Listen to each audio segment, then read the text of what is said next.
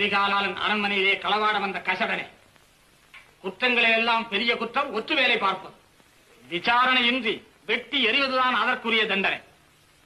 ஆயினும் ஓரளவு கருணை காட்டலாம் என்றுதான் உன்னை இங்கே கொண்டு வந்திருக்கிறேன். தண்டனையை நீயே நிர்ணயித்துக் கொள். நிர்ணயித்துக் கொண்டுதான் வந்திருக்கிறேன் கரிகாலரே. என்ன தண்டனை? அடக்கம் இல்லாதனாவை கிழிப்பது, வேதம் பாராட்டும் இதயத்தை பிளப்பது, செருக்கிலே நிமிர்ந்த சிரத்தை துண்டிப்பது.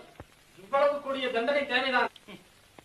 சரி, கருணை காட்டுகிறேன், பிழைத்துப்போ.